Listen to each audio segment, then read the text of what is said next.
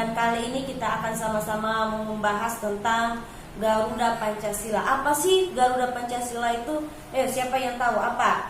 Nah, Garuda Pancasila adalah lambang negara bangsa Indonesia. Nah, hari ini kita mau sama-sama belajar apa aja sih yang terkandung di dalam Garuda Pancasila ini. Nah, Garuda Pancasila ini memiliki semboyan yaitu Bhinneka Tunggal Ika. Nah, Bhinneka Tunggal Ika ini artinya berbeda-beda tetapi satu.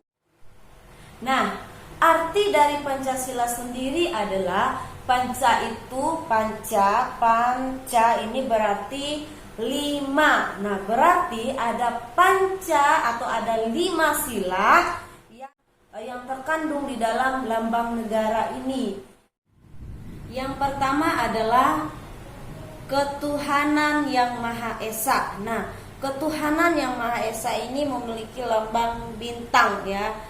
Bintang. Nah, ketuhanan yang Maha Esa yang berarti kepercayaan kepada Tuhan yang Maha Esa sesuai dengan kepercayaannya masing-masing atau sesuai dengan agama yang dianutnya masing-masing. Misalnya kita punya agama Kristen, agama Islam tanpa harus membeda-bedakan antara agama satu dengan agama yang lain atau menghina antara agama satu dengan agama yang lain.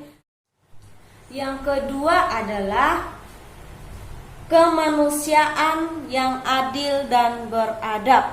Kemanusiaan yang adil dan beradab. Nah, artinya kita memiliki hak, kewajiban yang sama, yang setara satu dengan yang lain, tanpa membeda-bedakan saya lebih kaya dan kamu lebih miskin. Nah, jadi kita punya kesetaraan yang sama. Selanjutnya yang ketiga adalah persatuan Indonesia atau disertai dengan lambang pohon ya, disertai dengan lambang pohon yang artinya kita itu utuh, satu, tidak terpecah belah. Walaupun di negara Indonesia ini kita memiliki begitu ragam budaya, begitu memiliki ragam suku, memiliki ragam ras dan bahasa yang berbeda, itu tidak akan membuat kita terpecah belah. Selanjutnya adalah sila keempat Pancasila, yaitu kerakyatan yang dipimpin oleh hikmat kebijaksanaan dalam permusyawaratan perwakilan.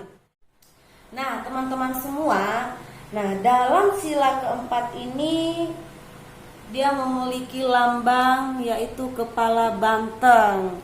Nah, yang artinya dia lebih mengutamakan musyawarah dalam mengambil sebuah keputusan, karena ini mengutamakan kepentingan bersama. Jadi bukan keputusan satu orang yang diambil, tetapi karena sudah sepakat bersama-sama, sudah dimusyawarahkan bersama-sama, jadi sehingga terjadi sebuah keputusan bersama. Nah, pada sila yang kelima berbunyi keadilan sosial bagi seluruh rakyat Indonesia. Nah, dia lambangnya itu ada kapas dan juga padi. Nah, ini juga yang berarti bahwa setiap rakyat Indonesia itu diperlakukan dengan adil, dengan setara, baik dalam bidang hukum, ekonomi, kebudayaan, dan juga sosial. Jadi tidak dibeda-bedakan kelasnya. Oh, kamu sukunya ini berbeda, diberlakukannya berbeda, hukumnya berbeda, dan cara diperhatikan oleh pemerintah itu berbeda. Nah, tidak, tetapi semua sama. Nah, kita semua tadi sudah belajar bahwa di dalam Pancasila itu ada 5 sila Pancasila. Coba disebutkan, coba sama-sama kita sebutkan. Yang pertama adalah ketuhanan yang Maha Esa. Yang kedua adalah kemanusiaan yang adil dan beradab. Yang ketiga, persatuan Indonesia. Yang keempat, kerakyatan yang dipimpin oleh hikmat kebijaksanaan dalam permusyawaratan perwakilan. Yang kelima, keadilan sosial bagi seluruh rakyat Indonesia. Nah, teman-teman semua, kita sudah tahu, kita sudah hafal sila pertama sampai sila kelima. Nah, sekarang kita mau sama-sama belajar bahwa dalam sila-sila ini juga ada terkandung unsur-unsur yang dapat kita terapkan dalam kehidupan kita hari lepas hari. Contoh, sila pertama itu tentang ketuhanan, yang berarti kita harus saling menghargai satu dengan yang lain, tidak mengejek agama satu. Oh, kamu kok cara berdoanya seperti itu? Kenapa kamu cara berdoanya harus menghadap ke atas, harus berlutut, harus bersungkur? Atau kamu kenapa cara berdoanya harus memegang Alkitab, harus pegang buku dan menyanyi sorak-sorai sambil memuji Tuhan, sambil angkat tangan? Nah, kita tidak boleh saling mengejek, tetapi kita mau saling menghargai satu dengan yang lain. Jadi yang pertama adalah kita mau saling menghargai satu dengan yang lain. Nah, teman-teman semua bisa mendeskripsikan sendiri apa contoh-contoh yang cocok untuk sila pertama. Nah, yang kedua adalah kemanusiaan yang adil dan beradab. Nah, contoh pengamalan sila ini adalah dengan kita mau membela orang yang tidak bersalah. Nah, jadi kalau misalnya anak-anak atau teman-teman melihat orang sudah melakukan kesalahan, jangan dibantu untuk menutupi kesalahannya, tetapi kita bantu untuk memberikan jalan keluar, memberikan dia teguran yang baik supaya dia tidak melakukan lagi kesalahan yang sama. Nah, jadi kita mau sama-sama untuk jujur ya. Jadi tidak membela orang yang melakukan kesalahan, tetapi mau membela atau memberikan keadilan kepada orang yang dinyatakan bersalah padahal tidak bersalah.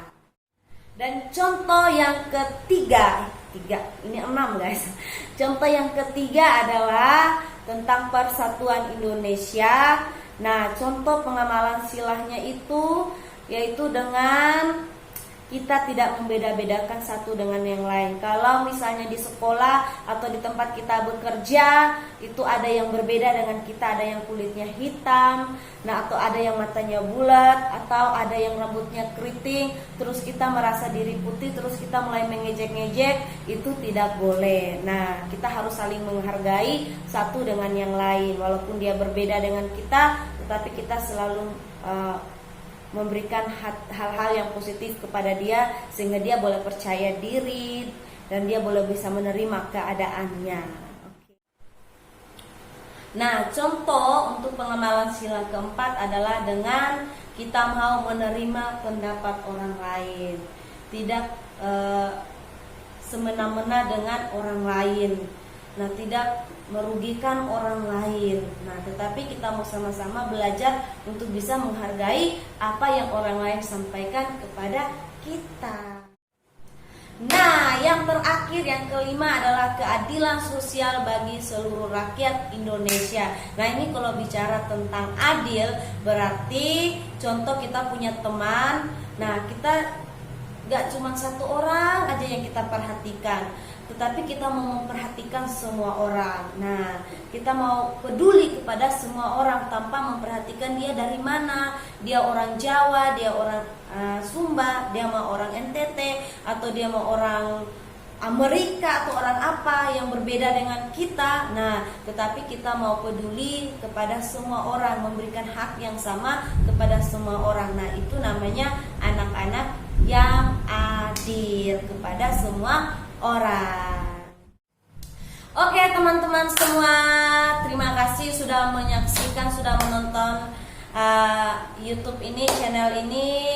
Dan jangan lupa teman-teman subscribe, like, comment, and share supaya lebih semangat lagi buat videonya. Dan jangan lupa, mungkin teman-teman ada masukan untuk mau bikin video apa lagi, pembelajaran apa lagi, silakan teman-teman komentar. Silakan teman-teman kasih pendapatnya kepada saya melalui komentar di bawah ini. Oke, dadah.